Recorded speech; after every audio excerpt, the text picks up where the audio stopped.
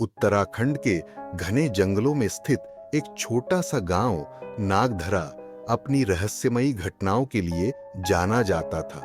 गांव के बड़े बुजुर्गों का कहना था कि जंगल के बीचों बीच एक पुराना मंदिर है, जहां रात के समय जाने वाले कभी लौटकर नहीं आते। यह मंदिर असुर वन नामक जंगल में स्थित था, जिसे शापित माना जाता। राजीव, एक युवा पत्रकार, इन घटनाओं की सच्चाई जानने के लिए नागधरा पहुंचा।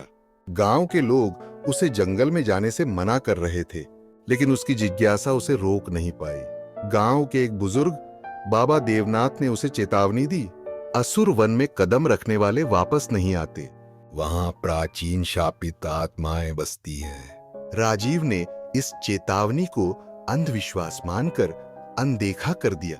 उसके साथ गांव का एक लड़का मोहन गाइड के रूप में जाने को तैयार हुआ। रात के समय दोनों जंगल में दाखिल हुए। हल्की हवा, पक्षियों की डरावनी आवाजें और रहस्यमयी सन्नाटा माहौल को भयानक बना रहा था। कुछ दूर जाने के बाद उन्हें अचानक मंदिर के खंडहर दिखे। मंदिर टूटा फूटा था, लेकिन उसके द्वार पर कुछ अजीब सी नक्काशी बनी थी। एक विशाल दैत्य जिसके 3 आंखें और बड़े बड़े दांत थे।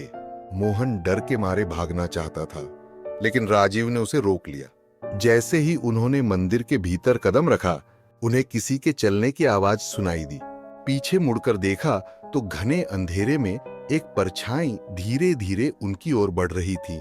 अचानक एक जोरदार चीख गूंजी और मंदिर के अंदर की मूर्ति हिलने लगी। वहां की दीवारों पर कुछ उभरने लगा, संस्कृत में लिखे हुए कुछ शापित मंत्र। राजीव ने अपने कैमरे से तस्वीरें लेनी चाहीं, लेकिन कैमरा काम करना बंद कर चुका था। अचानक एक काली परछाई उनके सामने आकार लेने लगी। यह वही असुर था जिसका जिक्र गांव के लोगों ने किया था, त्रिभंगासुर। यह एक प्राचीन राक्षस था जिसे ऋषियों ने इसी मंदिर में बंद कर दिया था। तुमने मेरी नींद तोड़ी है, अब मैं तुम्हें भी अपनी दुनिया में खींच लूंगा। उसका स्वर गूंजने लगा और राजीव और मोहन को लगा जैसे जमीन हिल रही हो।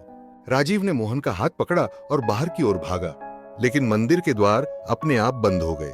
चारों ओर अंधकार छा गया और त्रिभंगासुर की हंसी गूंजने लगी। गांव में सुबह हुई, लेकिन राजीव और मोहन का कोई अता पता नहीं था। जब गांव के लोग मंदिर तक पहुंचे तो उन्हें सिर्फ उनका टूटा हुआ कैमरा और एक पुरानी किताब मिली, जिसमें लिखा था, जो असुर वन में प्रवेश करेगा वह कभी लौटकर नहीं आएगा।